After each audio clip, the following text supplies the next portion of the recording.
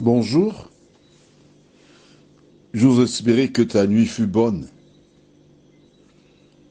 et que tu fais la même expérience que Richard, qui en entendant la voix de Jésus n'a pas douté. Il a cru, il a obéi, il est rentré chez lui.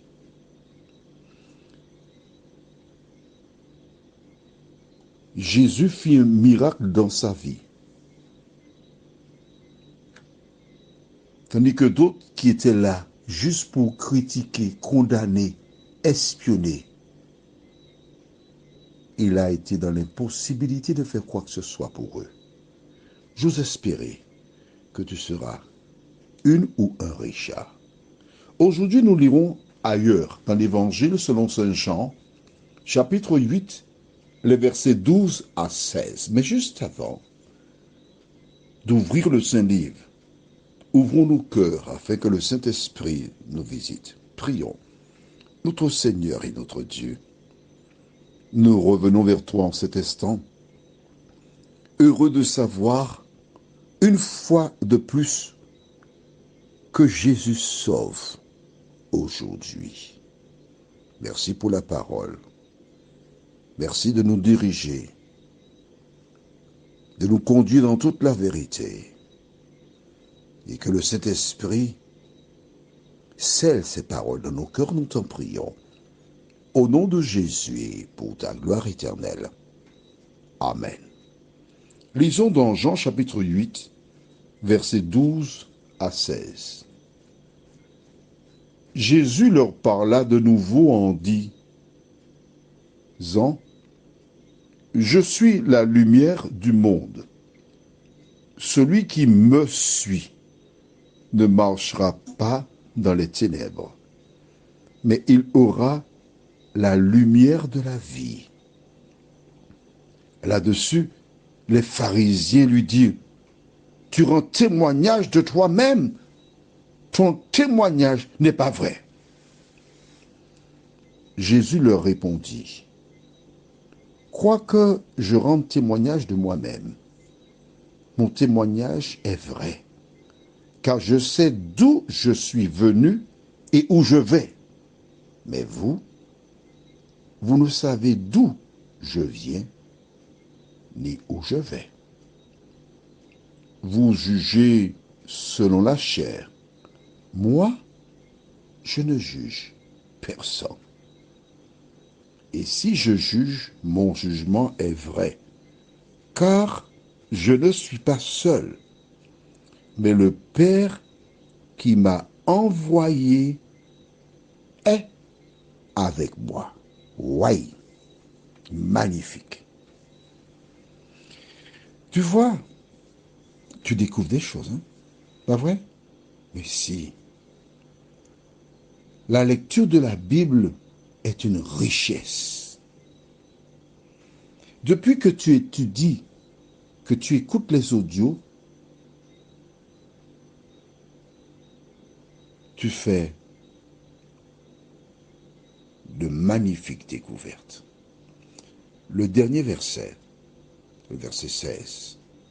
« Car je ne suis pas seul, mais le Père qui m'a envoyé est avec moi. » Vois-tu? Des gens s'imaginent que Dieu n'est pas venu sur terre parce que la terre est polluée, il y a le péché. Les gens racontent ça, hein? Ils viennent chez toi, tu les rencontres un peu partout.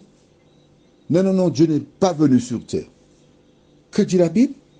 Jésus lui-même dit qu'il n'est pas seul sur la terre. Or, Jésus c'est qui? C'est Dieu. Or, on te dit que Dieu n'est pas venu sur terre. Il y a un problème. Il y a un gros problème. Tu comprends ça? Jésus c'est Dieu. Mais si, relis tes notes. Va dans Ésaïe chapitre 9 verset 5. Car un enfant nous est né. On l'appellera admirable, conseiller, Dieu puissant, Père éternel, etc. C'est Jésus. On est d'accord. Il a fait quoi? Il a marché sur terre. On est d'accord. Alors où est le problème? Où est le problème? Explique-moi. Où est le problème?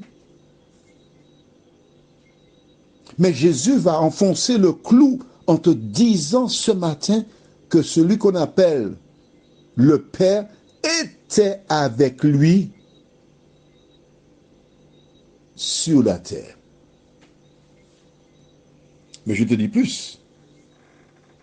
Le Saint-Esprit aussi était avec Jésus sur la terre. Rappelle-toi, quand Jésus fut baptisé par ce baptême, il sortit de l'eau. Et voici que le Saint-Esprit descendit sous la forme d'une colombe et se posa sur lui. Le Saint-Esprit était là, oui. Je n'ai pas compris ta question. Ah oui, mais est-ce qu'il est reparti? Reparti pour aller aux heures. Que me dis-tu là? Maintenant, il n'est pas reparti, il est resté, oui. Il est resté avec Jésus. Mais si. Bon, pour toi, on va dans Actes chapitre 2. Je vais te montrer quelque chose.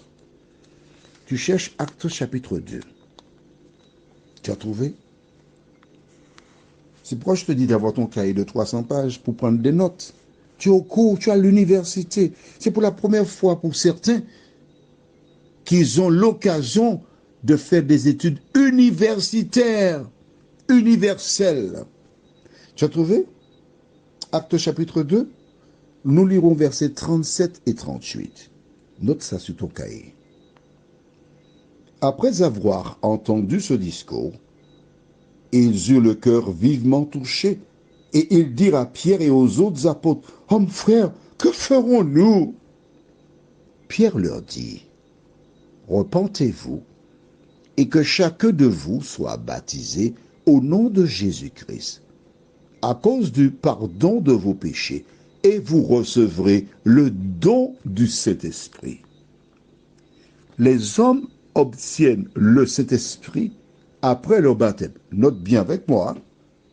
Les hommes, on parle d'adultes, qui posaient une question à Pierre. « Hommes frères, que ferons-nous » Ils ont compris le discours de Pierre, qui leur répondit, « Repentez-vous, et que chacun de vous soit baptisé pour le pardon de vos péchés, et vous recevrez le don du Saint-Esprit. » Avant le baptême, le Saint-Esprit était à l'extérieur de l'homme pour l'aider à comprendre. Après le baptême, le Saint-Esprit vient habiter dans l'homme. Il prend le contrôle de ce dernier et c'est lui qui nettoie l'intérieur, qui permet à l'homme de grandir et de marcher selon la parole. Ce n'est pas l'homme qui se transforme, mais le Saint-Esprit qui est en lui. Or, Jésus, une fois baptisé, le Saint-Esprit est entré en lui, parce que c'est le modèle qui nous a été donné. Jésus déclare, le Père, la fin du verset 16, le Père qui m'a envoyé est avec moi. Donc le Père était sur terre. Le Saint-Esprit, Esprit, c'est Dieu, Saint, était aussi sur terre. Est-ce que c'est clair pour toi? Mais lisons le verset 12. Jésus leur parla de nouveau et dit, je suis la lumière du monde. Celui qui me suit ne marchera pas dans les ténèbres. Quand tu lis les Écritures, quand tu écoutes et comprends ce que nous lisons, que fais-tu?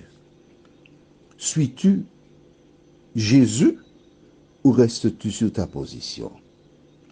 Je te dis que j'ai joué au club colonial. Jeune, je suivais mon équipe. Un jour, il y avait un match au Carbet, Renouveau Club Colonial. Je n'ai pas d'argent pour aller au Carbet, mais je veux voir mon équipe. À l'époque, les bus partaient de la Croix-Mission. J'habitais du côté de Carrefour Dillon. Je suis descendu à pied à la Croix-Mission. À l'époque, on s'embarquait sans payer. C'est arrivé au départ. Je suis entré, je me suis installé. Je suis arrivé au Carbet. Des gens payaient. Je suis descendu bravement. Le chauffeur ne m'a pas demandé d'argent. Je ne sais pas ce qui s'est passé. Dieu était avec moi. Il faut dire cela. J'ai vu notre match. Il y avait un bon footballeur du côté du Carbet, M. Chantalou. Il était bon, ce monsieur-là. Après le match, je me suis embarqué dans le même bus. Je suis descendu, pas payé. J'ai pris la route à pied pour retourner au domicile de mes parents qui ne savaient même pas que j'ai déjà été au Carbet. Je suis revenu. Pourquoi? Parce que je suivais mon équipe. Parce que j'aime mon équipe. L'amour que j'avais pour le club colonial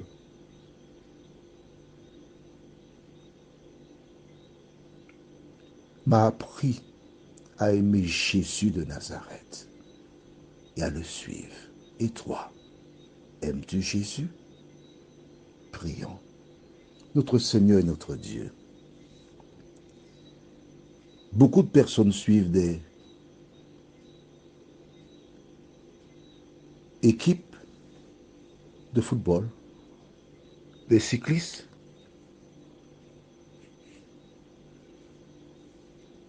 des équipages de yol.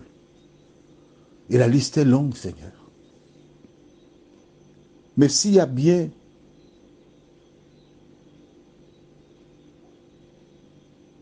quelqu'un à suivre, c'est celui qui est mort pour nous donner la vie éternelle.